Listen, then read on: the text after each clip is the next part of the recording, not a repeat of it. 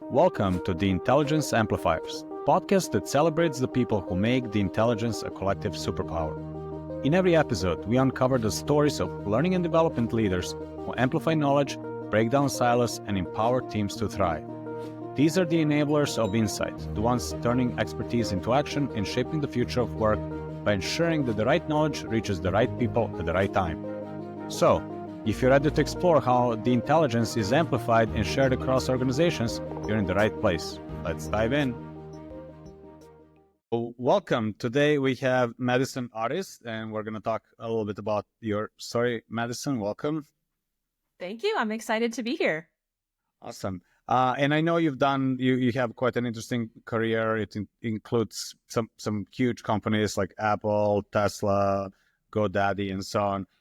But you started in a totally different field. You started in journalism, I believe.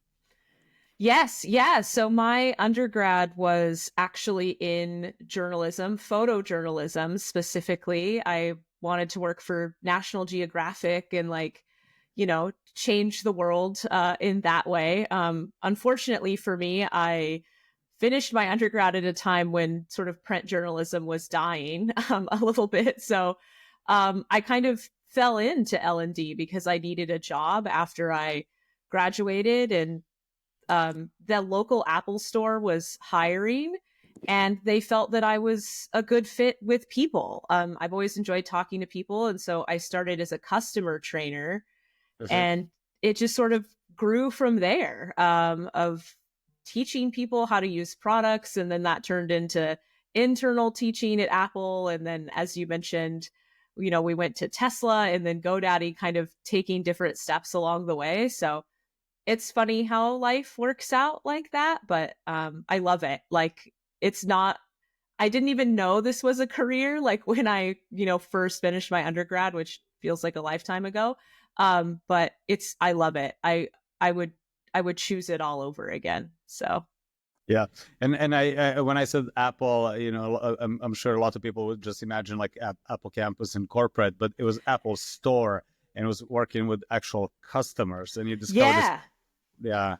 Yeah. So I got to do both, but yeah, the first, intro to Apple was just in a store, teaching customers how to use our product and the software and things of that nature. And then that allowed me to get kind of an internship based thing at Apple, where I got to work, at the Apple corporate and doing training on that level for like retail leaders and things of that nature. So I got to see both sides a little bit, but yeah, it was really just in a store working with customers that sparked that first love of learning, and really that first love of facilitation.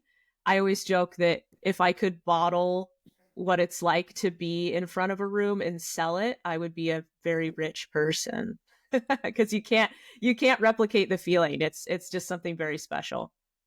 I remember you telling me that you love being in front of the room, right? Like that was kind of like what hooked you into L&D initially. It was, yeah. And I still do some of that, although less now, running, kind of a full function. But yeah, I always say it's my first great L&D love is just facilitation, being in front of a room, and I will jump at the chance to do it at any point, because like I said, you can't replicate that feeling anywhere else. Got it. I get that sense of that sense of the feeling of love of doing that. So thank you for sharing that. Of course. And then you went to Tesla, right? And this was Tesla that was kind of a rocket ship. It was growing rapidly. How was that? Yeah. So I joined Tesla in 2017, and it was. I mean, I remember even in the interview, they were like, "It's a scrappy place. Like, you've got to be comfortable doing more with less." And that was just really exciting to me. I always love a good challenge. And so that really spoke to me, of just working in a very different environment, working with a different demographic. So I worked out of Reno, Nevada, so out of the Gigafactory. So it was primarily a manufacturing audience. So it was just really cool to learn a new audience, a new industry, because I hadn't done manufacturing at that point. it was also, like you mentioned, a time when the company was really rapidly growing. We didn't have a lot of money. There was always the, can we do this with nothing? How do we make this happen? And so we got really good at just coming up with those scrappy solutions and putting something together with no budget and like no time, but just trying to make impactful experiences for people, to either to be onboarded at the company, or that's where I got into some leadership development work. So, upskilling our managers with what we had. And it was an absolute blast. It was also a little rough, admittedly, just how the pace of everything. So I feel like I learned a lot about myself in that environment as well. But I say that, like, I feel like I grew up professionally at Tesla a lot. Like, I learned a lot of skills that I still use today. And I also learned a lot about myself in those 2.5 years. So I've got a lot of love, still for that company, and still know a lot of people who work there. So, yeah. And I remember talk about scrappy and talk about scaling, right? I remember you were sharing you owned onboarding initially at Tesla, and you onboarded some huge number of new hires into the company. Yeah. So that's how I started at Tesla. I was leading onboarding at the Fremont factory originally, before I transferred to the Gigafactory in Reno. And in my time, we did the math one time, my team and I, and we came up with, I personally onboarded about 10,000 Tesla employees in my time there, which is just a huge amount of people. Like, it's amazing to just wrap my mind around that. But we would have these onboarding classes that were like 300, 350 people every Monday, coming into the factory, learning to build the cars.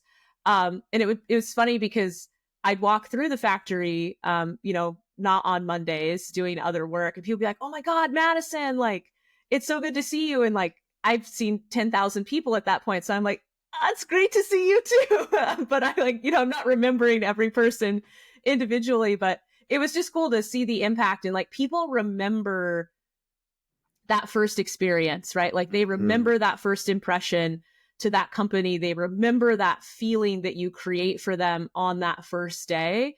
And it was neat to then be walking through and have people be like, "I remember you. Like, I remember how exciting it was and all the things you told us." And I'd ask people, like, "How long ago did you start?" And sometimes it's people are like, "Oh, I started, 18 months ago," or what have you. And I'm like, wow, it's really cool to see that, like, people really do remember that first impression. Like, it's so powerful.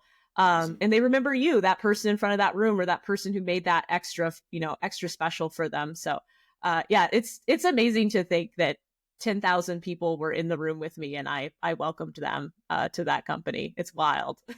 It's such a scale. I was blown away by that. I mean, many companies are not that size, and you got to onboard 10,000 people. And to your point, like, that's the take off, right? Like, is a critical time in a hire's life, and you got to kind of meet them their first day. And it's also, there's always culture is something that's important, and you get to kind of transfer that sense of company culture in those initial days through onboarding. So I can only imagine the impact of that you left on all those people. I hope it was positive. I like to think there's still people out there who remember that first day that I got to introduce them to.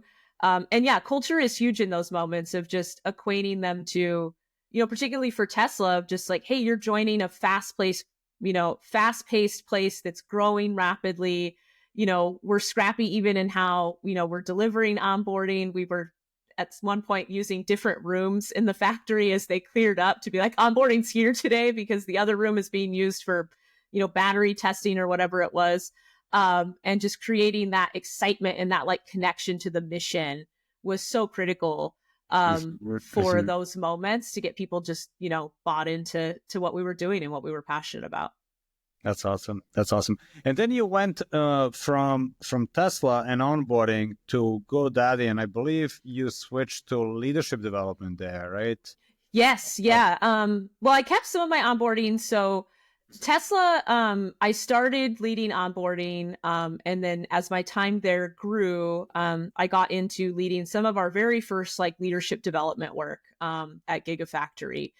which was really exciting to bring that stuff for the first time. And so when I went to GoDaddy, I really wanted to continue that growth in the leadership, with the leadership lens. I felt like I was kind of finding my niche a little bit with like the topics that I loved to talk about. And I was a people leader at Tesla and then became a people leader at GoDaddy. So wanted to really continue that. So yeah, GoDaddy, I wound up kind of straddling two areas. I continued to own onboarding there for a few years, but then also got to really grow our leadership development offerings at GoDaddy. And it was exciting because we took a really interesting approach to leadership development there at first, in that we approached it as cohorts. So there's tons of research that shows that community learning and all of that stuff is the way to go. And so wanted to explore that at GoDaddy.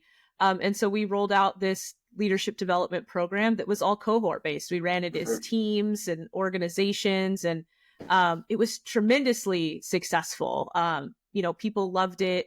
We did it like boot camp style, where you would take like one course a week for 8 weeks. We had pre-work and homework, and it was just sort of one of those programs that I kind of hang my hat on a little bit, like just with the results that we saw, how much people loved it, how many people, we wound up getting so many requests for it that we were booked like 18 months out in terms of being able to offer it, because people started to hear about it and be like, I want my team to have this. So it was a really fun time and a place where I really felt like I grew a lot in terms of rolling out leadership programs. Like, how do you make it relevant? How do you make it timely for leaders when they have so much other stuff going on? And so it was, it also a blast, just in a different way. So, and I'm curious. Usually, every company I talk to, they tend to have a signature leadership development program, so that everybody develops something of their own. Yeah. And there's some common threads, and certain things are different. I'm curious what the shape of your program was, right? Like you mentioned, it was 8 weeks. It sounds like it was a blended experience, right? So there was something that a lot of it that you did together as a cohort, connected at the hip, but there were also things that it sounds like you did on your own, like some pre and post work. So what was that? And it was a cohort based, right? So can you maybe give us a little bit of a illustration of like what that program looked like? Yeah. So we were really fortunate to be able to build the foundation of the leadership program on Clifton's strengths. So everyone who went through the program, we gave them the Strength Finders assessment. And that was our very first session, was let's talk about your strengths. What does that mean for you? What are your opportunities? And we really took this model of, as we moved through content, of this idea of first you have to lead yourself, then you can lead others, and then you can lead culture. And so we strategically built these classes to sort of level up people week over week on these topics. So we started with strengths, then we went to emotional intelligence. I'm an EQ certified coach. So I always taught that class. I loved talking about EQ and how that affects you as a leader and helps you lead great teams. And then we got into like, okay, well, now that we have an understanding of ourselves, how do we now develop these skills that really go into leading others, like leading people virtually, which this was height of COVID. So that was a very different skill set for a lot of people, how to give feedback, coaching, difficult conversations. And then we got into like, well, then how do you lead change, which is like a large scale sort of cultural initiative at the end of the day. And what goes into that. So we took that leveling up approach, thinking about developing yourself first before turning that lens outward. And then to your point, every class would have pre-work. So that would be sometimes like a video or reading something and coming ready to discuss that, so that our live session was very much about like, let's practice this skill and like, let's leverage the fact that you're in a cohort and you're with your peers, and we can talk about some of these things in a safe space. What's hard, what's difficult, what's working, what's not, for folks. So we really try to keep the live sessions focused on that discussion, that learning from each other, and that good practice in a safe space that you couldn't get anywhere else. Got it. Yeah. And a lot of programs have things like, this is how you, do your one-on-ones. This is how you do your OKR planning. This is how you give feedback. Like the technicality of being more of a people manager. What I heard and was super interesting is this leading from within. So starting with a person and leaning onto your strengths through Strength Finder. So that's something that's very interesting and somewhat unique. I don't see that a lot. Leadership programs. We wanted to take, and we had all of that, the sort of like, for me, being a people leader, like there's sort of two buckets. There's the management side, which I think people get caught up in, which to your point is a lot of that tactical, right? Like it's the how to check the boxes, how to do the one-on-ones, how to do the right tasks, like in your, HRIS, whatever that may be. And those things are important and you need to know how to do those. But then there's the leadership side, which is all of the people skills and like the human-centered side of being a leader that I think gets missed and is honestly more important, in my opinion. Like you're leading other humans, you're a human yourself. Like you've got to get that right to create those spaces where you're leading people well and you're having those good relationships and you're getting work done.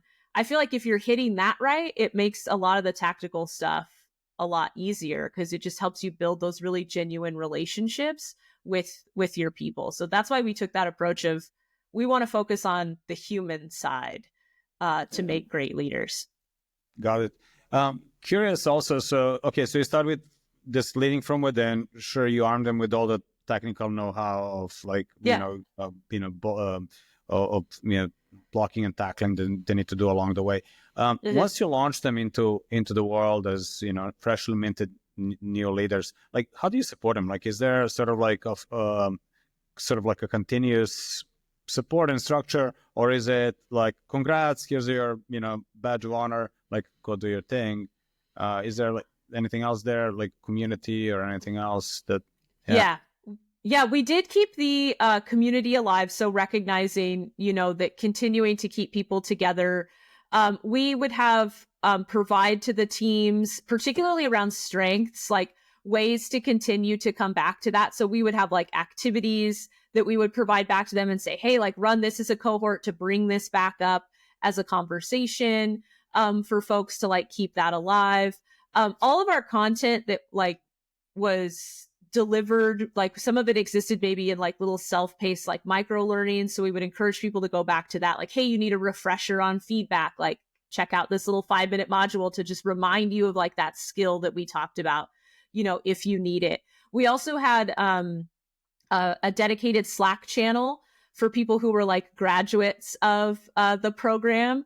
And we kept that alive with like prompts. People would ask questions in that of like, hey, I'm up against this. Like, does anybody have any ideas? So we wound up expanding community, like even past the individual cohorts themselves, which was really cool. And so then we had people who were like, I'm coffee chatting with this person who like is in a completely different realm, but they've dealt with this very specific employee problem before. And I just want to bounce some ideas off of them.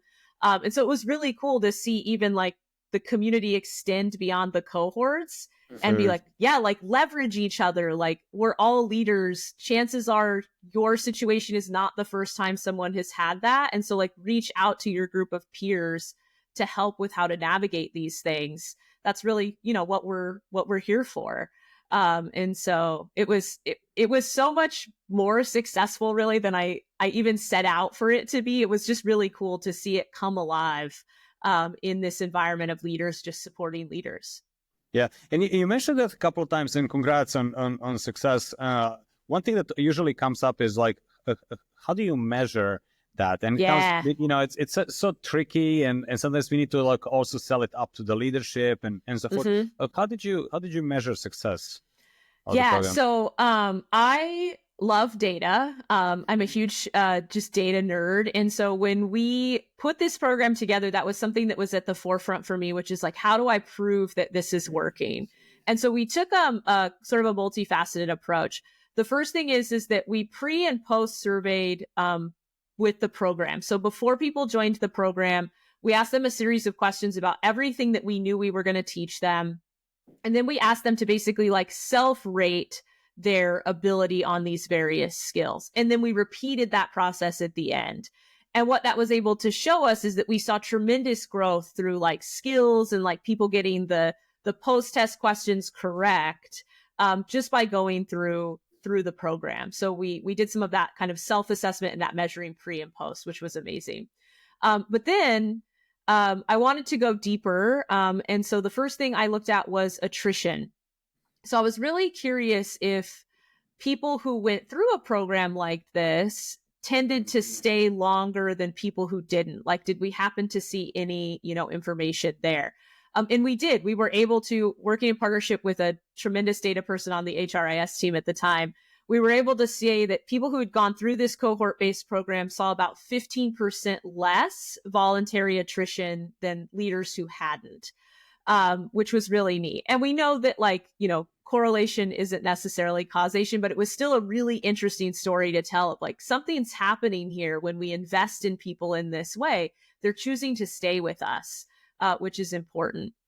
And then the last thing I looked at in terms of measurement was really by creating great leaders, we're really impacting the people below them.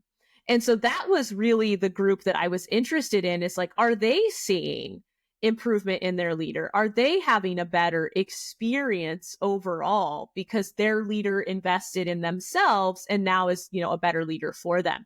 And we did see that. So we did random surveying of direct reports of everybody who had gone through the program. And we saw that something like 78% of direct reports reported, I've seen visible improvement in my leader in at least 3 of the topics that we had taught.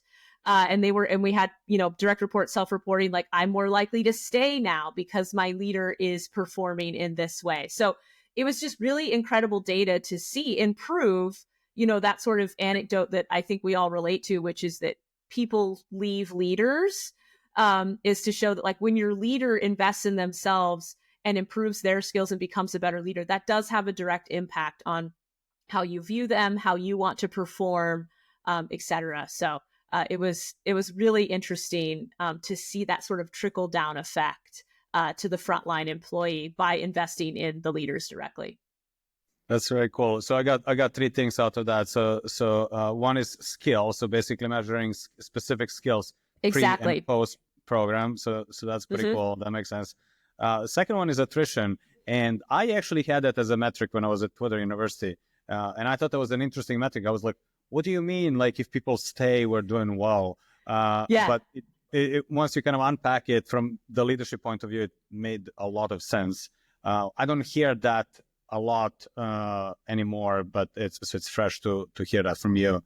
Third one is interesting because you were surveying. It's kind of like the opposite of Kirkpatrick in a way, like level 3 or 4, where we normally go to person's manager and say, hey, this person did a training. Are you observing their work being better? But you're kind of flipping this upside down. You're actually going to the direct report and saying, hey, are you able to do a better work because your manager went through a leadership program? So I just wanted to call that out. I find that really fascinating and cool. So thanks for sharing. Yeah, absolutely. Yeah. And I'm curious. I know you have a master's in organizational psychology, right? How much of that sort of education was transferable in what you do today? Yeah, I think probably a lot more than I realize, or that I'm conscious of a lot of the time. I semi-recently, I finished my degree back in 2023. So it's been a little bit of time since then, but it was really the love of L&D that sparked me to go back, because I loved this just idea of understanding how people work together, really what is the nuance here? What's the science behind what's happening in what I was seeing every day with leaders, with where we saw direct reports, experience was improving. I was like, what is that that's causing that? So went back to school and, wanted to learn more about that. And now I think I'm constantly filtering in my work now through some of that new knowledge of what I know about how team dynamics work, and how there's a concept that you learn, and anyone who's touched IO has probably heard this, but it's Tuckman talks about storming, norming, and forming, and what's the ideal capacity, for team size and things like that. And so it's neat to have the knowledge, and then you see it playing out and you're like, ooh, I know what that is. Like, this team is very much in the storming phase, and like, how can we help them, move through that? Or knowing how to like really root cause analysis problems like within an organization or within a team because of that schooling. So it's kind of lended some oomph, if you will, to like my gut on a lot of things, where I kind of get a feeling and be like, I feel like it's this, or like we need to dig into this. And now I feel like I have the science and the sort of research behind some of those feelings of like, hey, like this has been studied and we know that when we, see X, we tend to get Y. And that's what we're seeing here. So I feel like it gave me a little more in my toolbox to pull on that I was maybe gravitating towards naturally a little bit, but now I feel like I can back it up of no, I learned this. Like I know that there's research that speaks to this. So I feel like it's something, as I mentioned, something I probably use unconsciously a lot more than I'm aware of, like in my day to day. Yeah, I'm hearing like it's almost giving you confidence. You're leaning on your intuition, and now Exactly. You're also like, hey, I know it works because there's science, it's backed up. So yes, so that's pretty cool. And so speaking of, so you then you're now at Lifestance, right? And you actually get to build an L&D function from scratch. How's that different than what you've been doing before? Yeah. Oh my gosh. I am having the absolute time of my life building an L&D function from scratch. It is a totally different skill set because you're thinking now, more broadly. You're thinking about how to serve a whole organization. And that's like putting all these pieces of things together that I've learned throughout my career, which gets into, we talked about, at Tesla, how important it was to like have that excitement and recognize that first impression matters. And I really pulled that forward when I was thinking about building a function and building a brand, which is that we're building something that hasn't really existed at this company before. And I knew that the first impression of a function matters. And so I wanted to make sure that as I was building and as I hired people and as we went out into the business to help solve problems, that was really top of mind. Was we wanted to be true partners. We wanted to be seen as collaborative and supportive and smart. And like, we can help you fix these things because your brand does matter. And that does carry through in every interaction that you have. And so that was really important to me as I was thinking about building the team and building the function, was just really showing up in the right ways every time so that then it starts to become like, yeah, like if you're going to work with L&D and Madison's team, like they're going to get stuff done. They're going to be great to work with, and they're going to churn out an amazing product.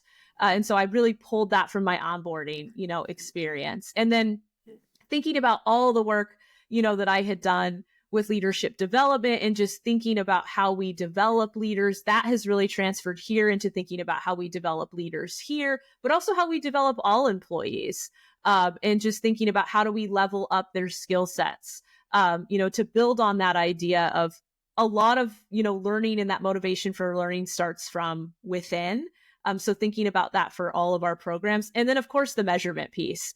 Any new function, anyone who leads an L&D team knows that you are constantly trying to tell the story of the impact of like, what is your function doing? And so that is built in. My team is probably sick of me hearing it because, or sick of hearing it from me, because every time we roll out something new, like my first question is like, how are we measuring it? Like, how am I telling the story that this works? How am I telling the story that like L&D makes an impact? So it's been really cool to see these threads of all these things I've worked on over the years come together, like in this role, in this point, and see it really come to life has been amazing. It's been challenging, but I've really loved like every second of it. Yeah. Yeah. And I remember you mentioned, I believe it was a leadership development program that you created, that it's basically wildly successful, at least in terms of people are signing up and you have so much demand that you can't meet the supply side of things. Yeah, there's like a wait line.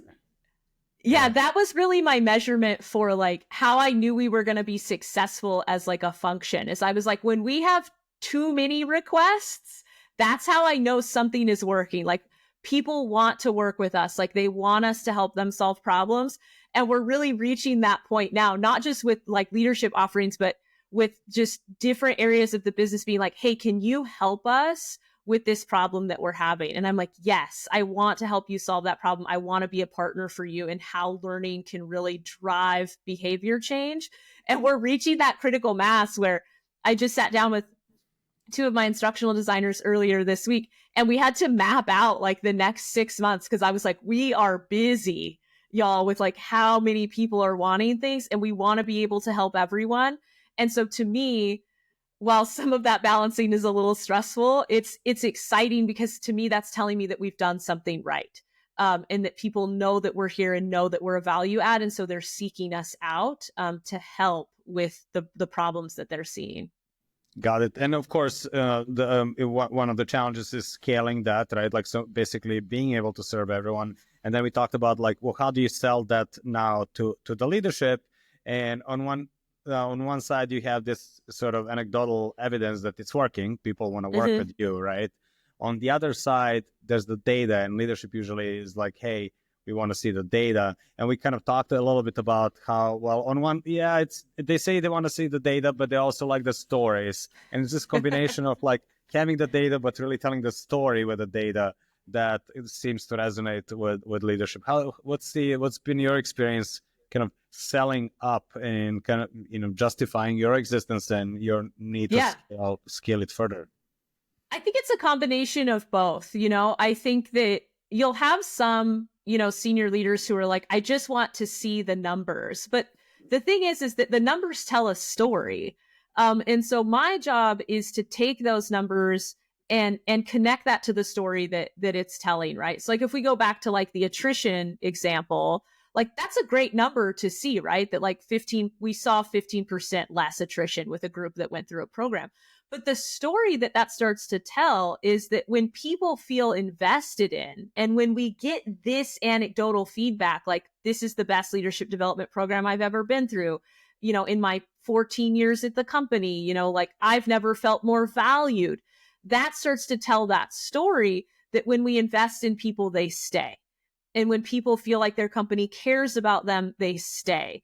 And so it's my job to connect the numbers and the anecdotal feedback into a larger story about the impact that something is that something positive is happening. And so that's really been my philosophy is I weave through all of it to try to have numbers, but also the good quotes and the testimonials, and help connect those into the larger story that's being told about is something working. And sometimes things aren't working, and that's the story that you tell. And then you shift to say, well, here's what I've learned. Like, and here's what we're now going to try to like shift this narrative in that way too, because sometimes you do roll things out and it doesn't land the way that you think it was going to. And it's important to acknowledge that and then quickly pivot to like, well, but here's what we learn in these situations. And here's the story that starts to tell us about what we can do differently the next time that we do this. So it's a balance. Numbers, you need them, absolutely, but they don't mean anything without the story. So you've got to do both. Yeah. Somebody once told me, universe runs on data, but people run on stories, right? Exactly. So, I love that. That's a good one. We need both. And so, okay, so you're having the time of your life, and it's amazing. I'm curious, what's on the horizon? Like, what are you excited about? What's next for Madison? Yeah. Oh my gosh. So I think from a professional standpoint, like continuing, I've been at Lifestance just over a year, so there's still a lot of infrastructure to build out. I'm thinking about ways to grow the team in the future so that we can, decrease that backlog of requests that we have, continuing to upskill my team and create opportunities, for them. I think there's a lot of AI is like the big talk of the town right now, as you know. So I think there's some really cool ways for us to potentially explore, using that on our team to just make us, even faster. So I'm just excited to continue to like grow the brand and grow the brand of like learning at Lifestance and what that means, and really create these like best in class experiences, while continuing to give those really cool opportunities for my team to be involved in like developing these best in class experiences. And like, we're a small team, there's only 5 of us. So like, it's a lot of collaboration. It's a lot of, them getting to play a heavy role in like where this team goes. And so I love that for me, and I love that for them. So it's just more of the same, but continuing to level up, if that makes sense. Yeah, I love that you're building the brand, learning at Lifestance, and I also love that you are now stepping in the shoes of being a leader yourself, right? So building a team and kind of growing that team, kind of leaning into that. So you get to also practice what you preach. Exactly. So that's super awesome. Yeah. Yeah, it's a blast. It's sometimes a double-edged sword, because like I've been a people leader for, the better part of a decade. And now, I teach a lot of leadership development stuff, and it's funny to teach it and then realize you're held to the same standard and be like, oh, I'm telling people how to do this. Like, I better be really good at it myself. But I think that just helps with the connection in those spaces, is to be like, look, I'm a leader too. I have my own opportunities and things that I'm working on, just like everybody else. And I think that's important, to recognize for everybody who's like involved in those programs. We're all works in progress. And if you are taking the steps to be better, then you're doing the right thing. Yep, exactly. I mean, that's where growth happens, right? Like, we are work in progress. Yeah. Curious, my last question. You are where you're at today. What would be a piece of advice you would give to a younger self when you were starting out way back when, pre-Apple Store, I guess? Yeah. Oh gosh. Probably stay open. Like, stay open to every opportunity. Like, every time I've thought, I don't know if this is right for me, or is that the right move, or you get nervous about your future. I've taken a chance on something and it's worked out. Like, so really, like, approach everything with an opportunity of, what can I learn from this? And use that to like craft and shape like where I've gone. Every time I've done that, where I've bet on myself and I've been like, you know what? I'm going to learn something here. I can do this. It's worked out. And so I think my advice to my younger self, who was 22 and a little unsure of what the future holds, I'd say, bet on yourself, because you know exactly what you're capable of. And I have, and it's been a really tremendous career so far. That's so awesome. So believe in it. I hear courage. I hear sort of like being connected to yourself as well. Yes. And confidence. Bet on yourself. Yeah. Well, thank you, Madison. This is super inspiring. Thank you so much. We're going to continue observing your career and wishing you all the best, and looking forward to reconnecting in the future and seeing where you're, what it takes you. So, yeah. Yeah, I'd love to. Thank you so much for having me. It's been awesome to just reflect on, these moments for me and where I've been. And so I appreciate the opportunity to share. Thanks, Madison. Thank you. That's it for this episode of the Intelligence Amplifiers. If you like what you've heard, be sure to subscribe or follow so you don't miss out on the future episodes. And if you're interested in being a guest or have a question, check out the episode description for how to reach us. Also, don't forget to check out Plus Plus, the platform that makes collective intelligence at scale possible. Find out more at plusplus.co. Thank you for listening, and until next time, keep amplifying.